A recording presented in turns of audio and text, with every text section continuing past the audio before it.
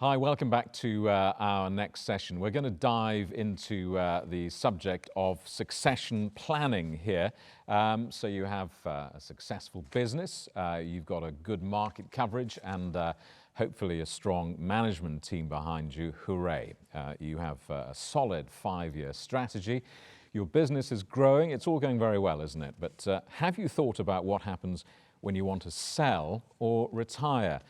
Many businesses in Wales believe at this point it's far too early to think about a succession plan, and that they should only be focusing on growing the business and building value in the company. However, our wonderful panel are here today to argue that and talk about the benefits of starting your succession planning as early as possible. So it's a very great pleasure to introduce you to our splendid panelists.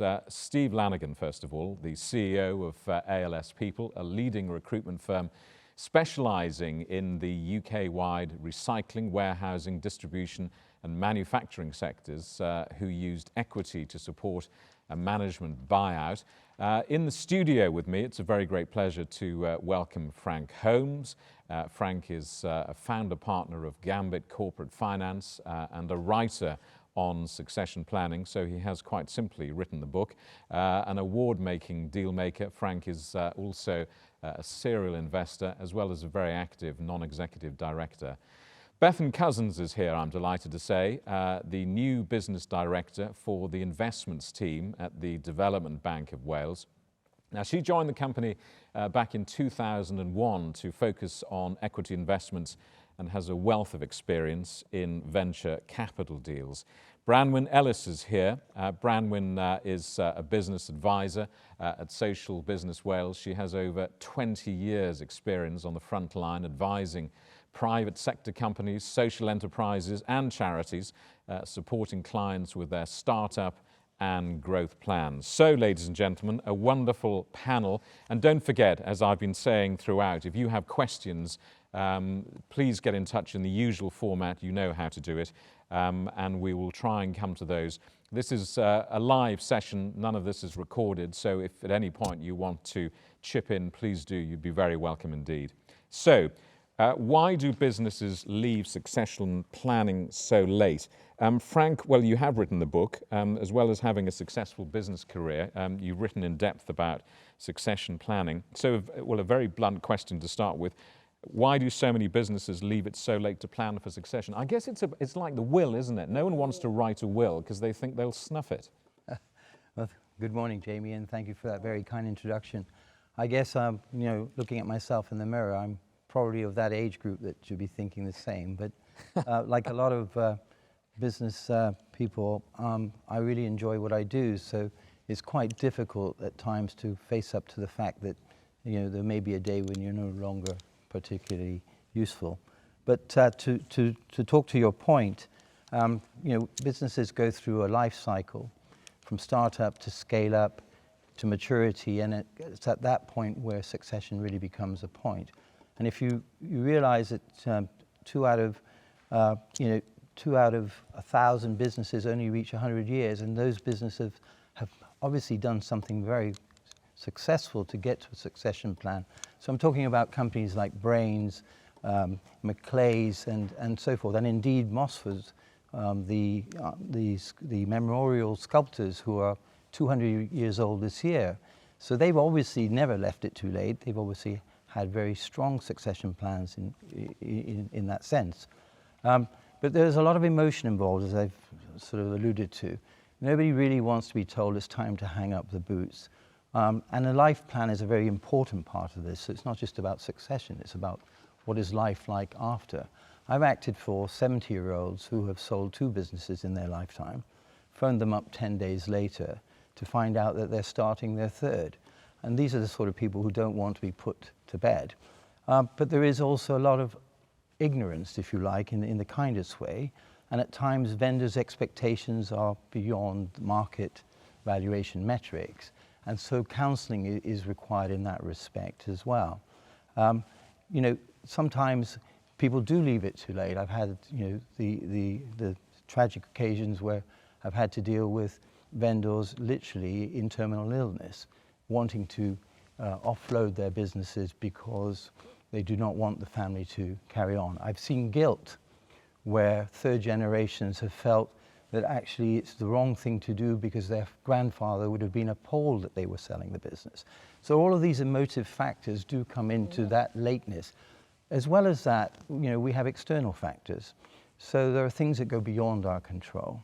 So if you take, for example, 2008, when the Great Recession came, there was a complete lack of capital for about 5 years, and that really stopped companies being able to transition, even though they really wanted to.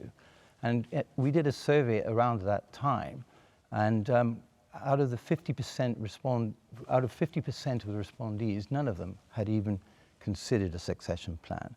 And the other 50%, only 5% had even thought about a conversation about it. So in reality, 95% of companies don't address that element of the life cycle that is so important. And, I think the education is an important part.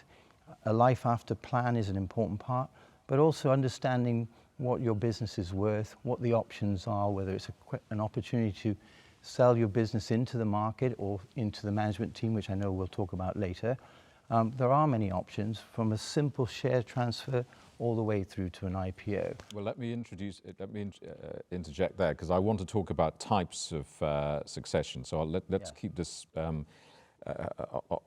the button. Branwen, let me bring you in here at Social Business Wales. You work with business owners that want to sell most or part of their business perhaps to the employees as part of their succession plan. I mean, do you feel that businesses are not always aware of the range of options available to them for succession? Absolutely, Jamie. So we work with business owners that, as you've said, want to plan for their succession by planning for a sale to the employees. And that can be done either directly with employees sort of directly purchasing shares in the business, or indirectly akin to the John Lewis model, if you like, whereby the owner will set up an employee ownership trust and the trust will acquire the business on behalf of the employees, if you like. Or you can have a hybrid of those options, whereby you could have a trust sitting alongside direct shareholders such as family members or senior management or all employee share plan. But to come back to your question, we're often called in to advise where there's been a failed management buyout attempt or a trade sale attempt. And actually it's become apparent in those instances that actually there was no reason for employee ownership not to have worked. It was just simply not considered because people weren't aware of the option. And it's probably worth mentioning now that it is employee ownership is the fastest SME business ownership model in the UK at the moment, with the employee ownership trust being the vehicle of choice. And it's probably due to its flexibility and the interesting tax incentives for the owners and the employees, subject to HMRC requirements, of course. And I think it's fair to say it's an option that ticks the boxes for many business owners, in that it gives them sort of greater control over their exit. It gives them a fair price for the business that reflects the blood, sweat and tears over the years. And also it gives them an opportunity to leave a legacy behind. So I suppose it's important to plan with time so that you're fully aware of all the options, and employee ownership being one that should be considered in conjunction with all the other succession. Beth, let me come to you, because I think I'm right in saying at the Development Bank of Wales, you actually have a fund for succession. We do, and as Branwen and Frank have just discussed, owners don't often know what the routes are available to them. They spend their life building value in their businesses, and it's not top of their agenda to think about succession. So it's really important to kind of look at all of the options. Could be trade sale, could be employee ownership, and of course there's a good old-fashioned MBO. And actually, the challenge we often get from business owners is they don't actually understand or believe that their management team could ever afford to buy the business from them. And this is where a good funding partner and equity can really come into its own, because it can enable that to happen. It's a good solution for the people selling the business, because of course they're selling to trusted partners. So it's a team they've built. They should have confidence that they can continue the business going forward. So we do have a fund dedicated succession fund. We can look at a range of sectors, a range of size and scale of businesses. And for us, it's really just about working in partnership with both the vendors who are trying to realise and crystallise the value in the business they've built, but also to enable a management team to take it forward. So, you know, we do look for a small financial contribution from a management team, but by no means do they have to source all of the funding. So it's about looking at all of the options, taking equity on board, perhaps a little bit of debt, and getting a sustainable funding package to enable the new management team to take forward that business for future growth. I want to bring in now, if I may, a business owner perspective, and let's hear from Steve Lanigan, because you've been through a successful management buyout at ALS People, haven't you? I wonder if you can tell us a bit about that journey. Yeah, so I joined ALS in July 2014 in what was quite the sort of formative stage of that business. So from the start, we had quite high-level discussions around a management buyout with the other shareholders. It was part of my incentive for leaving my previous role. And we got to a point in 2018 where the business was financially stable, showing high levels of growth, and we had the foundations of a strong, ambitious management team to help take the business forward. We'd started to gain traction in our key sectors and felt it was the right time to raise the idea of a management buyout with the majority shareholders, because I think fundamentally we wanted to grow beyond his level of ambitions for the company. So in January 2018, we started to agree the foundations of a transaction. It's quite an interesting time. The guys have touched on it's somewhat of an emotional roller coaster, but ultimately we'd got to a point where the transaction was agreed. So we'd created quite a detailed business plan, financial forecast, and had a clear vision for where we wanted to go. And we were ready then to start approaching external investors. So we started that equity journey with Development Bank of Wales in April 2018 and completed the transaction in August. And, well, this is a very personal question, I know. Are you planning for succession now? I think it's a constant. So Frank sort of talked about it in terms of businesses going through a bit of a cycle. And for us, the kind of early succession planning for me joining the business was a huge incentive. So we have put in place things like EMI schemes to try and help our own management team take more responsibility, but also have some of the upside within it. It's interesting. Mentally, you go through a bit of a transition. I've gone from feeling quite integral to growth of the business to now actually being quite proud that there's a management team that do 99.9% of the day-to-day running of this company. And actually that pride in creating a brand is inevitably part of that succession. I want to talk to you about how you balance succession planning and growth. Frank, let me just come back to you. In your experiences with your many hats, what can businesses do to balance planning for succession with growing the business? I think it's quite often seen as two separate routes to take. One is liquidity, which is effectively the transition and realizing the value that you've created over many years, or the other is growth, which is effectively going down an inorganic, scaling up the business, or indeed bolting on acquisitions. I actually feel that the two are intrinsically linked, because if you link liquidity and growth, in other words, succession and growth, you're actually looking to maximize the value of the business. So by doing the things that you should be doing in any event and building the business and bringing it and taking it forward and maximizing the value by enhancing its scale, by looking at all of those attributes that play to value, you're doing the right thing in any event. And to be honest, when you go to market, if that's what you're going to do, whether it be through an internal route, as we've just discussed, the management buyout or the various forms of buyout that exist, or indeed externally with trade buyers or financial buyers, you really want them to be looking at the business going forward. So growth is a very important factor in maximizing that value, and continuing to invest in your business is paramount, because you can only grow if you invest. And if you don't invest, believe me that at the time you come to market, those buyers are discerning enough to realize that the business is underinvested, and it will cost you, and it will cost you dearly. So maximizing value, taking care of the operational issues that you know need to be resolved, and making sure that your strategic plan is in place is absolutely fundamental to a good succession plan, a good succession exit, but handing over a business that's in growth mode. Let me just go back to Steve. Steve, I just want to pick up on this particular question of how you balance succession planning and growth. I mean, how did you manage that balance at ALS People? So it's quite a tough balance. So I'm just naturally quite impatient. So the management buyout was pretty constant on my mind from pretty much the day I started through the day I completed it. I think the other shareholders were slower to have that discussion, and in hindsight now, you probably realise why at times, but I kind of wanted to get the deal done, but also make sure the business was attractive for investors. It was suitably capitalised. We were showing signs of delivering on our plan. And I think the sleepless nights, the kind of constant thing of when we're going to do a buyout was challenging. I think the growth journey helped us identify some superstars within the business.